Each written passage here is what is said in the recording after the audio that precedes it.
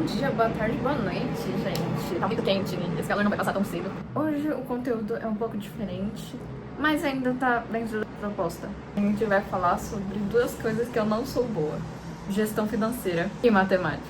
Vamos contextualizar. Eu estou fazendo faculdade de administração com ênfase em comércio exterior. E eu já estou entrando no meu 6º ano de faculdade.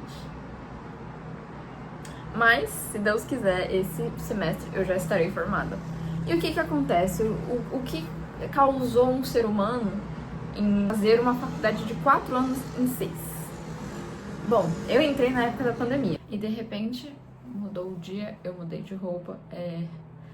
Eu acho que esse vídeo vai ser um dos vídeos mais difíceis que eu vou gravar aqui. Eu dormi pensando no que eu falaria aqui e eu acordei pensando o que eu falaria aqui. E eu também pensei muito em não gravar esse vídeo. E eu estou um pouco letárgica. E é até uma forma de me incentivar a estudar. Esse semestre tem um desafio muito grande, que é passar a matéria de gestão financeira. Eu diria que essa é uma das matérias mais importantes da faculdade de administração. Você precisa entender de matemática e saber onde o seu dinheiro está indo. Peguei DP nessa matéria umas 5. Tô indo na 5ª vez fazer essa matéria e eu não tenho nem um pouco de orgulho de falar sobre isso. Eu já esperava, né? Porque eu não tava tendo atitudes e ações de quem tem resultado diferente, né? Então, era esperado. Há algum tempo atrás no Instagram, unanimemente, praticamente, disseram que não eram bons de matemática. Eu me sinto um pouco mais acolhida, visto que esse é o meu último semestre da faculdade, eu comecei a criar conteúdo. Queria compartilhar principalmente essa minha jornada na parte de gestão financeira. Tentar alguma coisa de diferente que eu não estava fazendo antes. Foi que eu comecei a cuidar a gestão financeira pessoal minha e da empresa. A gente nunca fez uma estrutura financeira cuidadosa de como que seria as entradas, as saídas e tudo mais, e eu estou começando retroativamente. Eu fui anotando os valores gastos em 2 tabelas, uma para pessoal e uma para empresarial. E o que acontece? Que a gente tem aproximadamente 4 cartões. Então eu vou manualmente anotando cada uma delas em cada sessão. Então eu separo o que é cada valor gasto e o tipo de gasto, se foi tipo Pix ou cartão de crédito. E quando é cartão de crédito, eu separo por cores e por banco. E até o momento ele tem sido bem satisfatório. Eu consegui fazer mais ou menos um resultado final e eu percebi que a gente já conseguiu economizar muito mais, ter uma noção maior de quanto que a gente está gastando. Se vocês quiserem ver com mais detalhes como que funciona essa separação, vocês comentam aqui embaixo para eu ficar sabendo. E aí eu deixo para vocês uma cópia na descrição para vocês baixarem.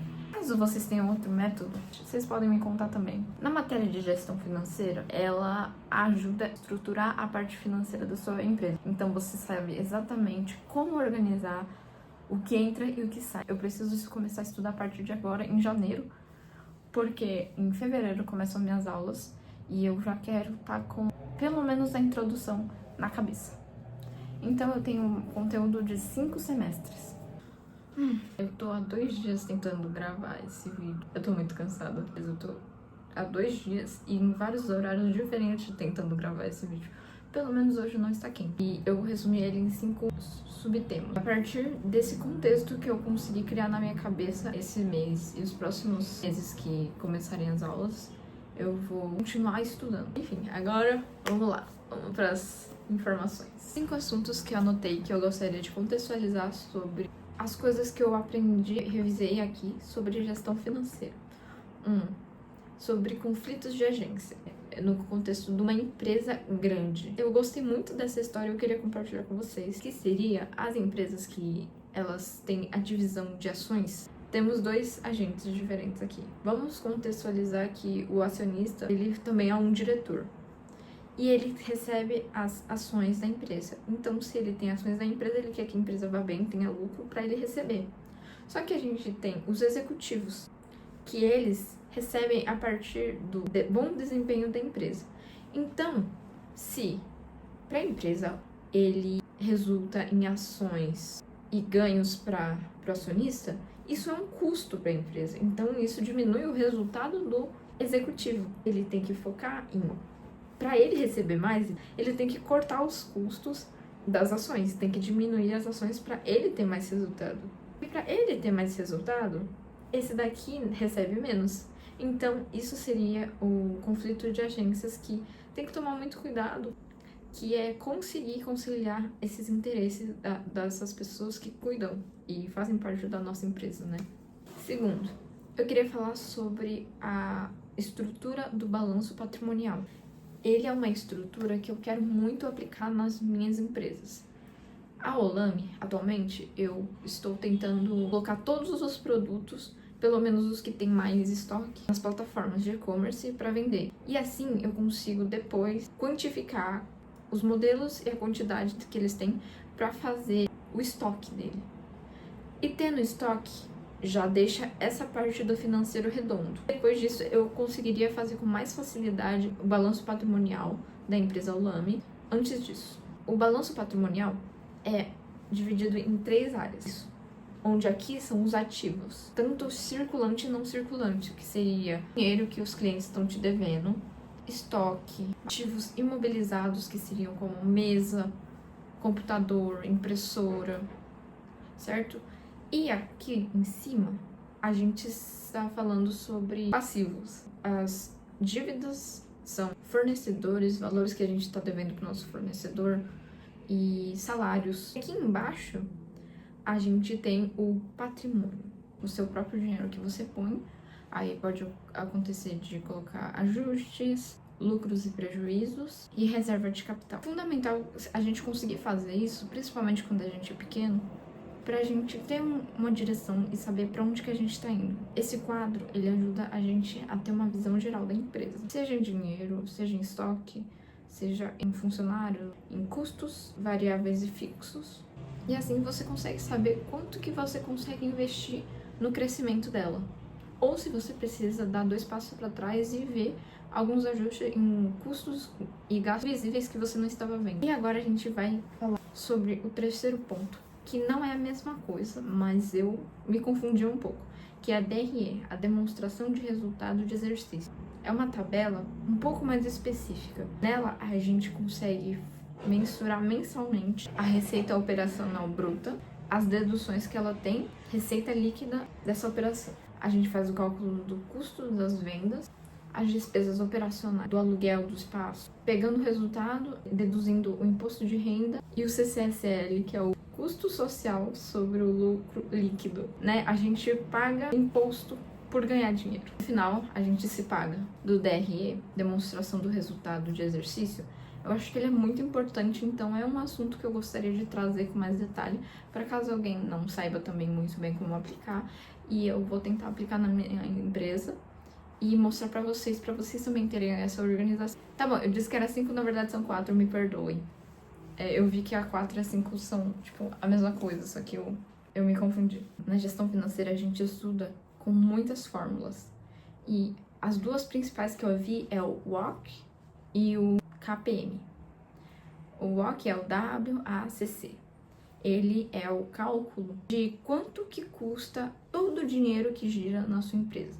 Então, temos o custo de capital próprio e o dinheiro que a gente pega emprestado do banco para fazer a nossa empresa rodar. E isso tem um custo. E são exercícios extensos para a gente entender. Mas eu tô feliz que pelo menos hoje eu já entendi esse termo. Porque eu fazia as contas e eu não fazia ideia para que ele servia, né? E o último é o KPM, que ele seria o custo de capital próprio. O que acontece com ele? Ele funciona mais para investir em ações. Então, por exemplo, a gente quer investir o nosso dinheiro em alguma ação de uma empresa. A gente pensa, pô, eu acho que vale a pena investir aqui só se ele me devolver pelo menos 13% ou 20%. Bom, eu espero ganhar tal quantidade. E aí, através da fórmula da KPM, a gente consegue ver se vale a pena ou não, quanto que a gente tem que investir e se vale a pena. Entre o KPM, você fazendo as contas, você consegue calcular se você consegue receber um valor pelo menos próximo à porcentagem que você espera ganhar. Enfim, eu sei que pode estar meio confuso e não fico muito completo, mas esse é o processo, gente. Eu tô aprendendo e Várias vezes eu preferi trabalhar na minha empresa e fingir que gestão financeira nem existia. Por exemplo, eu ia lá e fazia, sei lá, criava um novo anúncio ao invés de estar lá estudando. Tá na hora de encarar os nossos maiores medos e fazer dar certo. O vídeo foi um pouco diferente do que eu costumo trazer e foi bem desconfortável tentar falar de um assunto que eu sou ruim. Eu espero que esse vídeo se perca pelo YouTube. Eu espero nunca mais ter que mencionar isso. Todos nós temos nossos traumas e eu só acho que realmente esse assunto é muito importante e que a gente precisa saber e trazer para o dia a dia das nossas empresas, porque o Brasil, infelizmente, a gente é um país que tem muita dificuldade no controle financeiro e a maioria não sabe muito bem matemática. E anualmente várias empresas fecham. Estudem, gente, é um tema muito importante, mesmo que não seja comigo. Vão atrás de ver vídeos no YouTube, tem gente muito competente que vai conseguir ensinar vocês. E eu, na maior capacidade que eu for conseguir tentar trazer, eu vou tentar trazer com exemplo, aplicando na minha empresa, porque eu acho que vai ser a melhor forma de eu conseguir aplicar isso pra mim e passar pra vocês. Mas se eu não conseguir, gente, não fiquem dependendo e esperar pra eu trazer e façam por vocês. Essa é a mensagem de hoje e eu não tenho certeza se semana que vem eu vou trazer um novo vídeo. Eu tava pensando em não trazer só na semana que vem, mas na próxima eu já volto, porque esse mês de janeiro a minha outra empresa está em alta e a gente tá com muita demanda. E espero que vocês fiquem muito bem, gente. Por favor, tenham atitude, tenham ação. Porque eu vivi muito tempo querendo fazer isso que eu tô fazendo, mas eu não fazia. E, gente, ação gera mais ação. Então, vocês vão ficar muito cansados, mas vocês vão ficar muito gratos se vocês derem o start naquele sonho que vocês têm. Essa é a mensagem. Tchau, gente.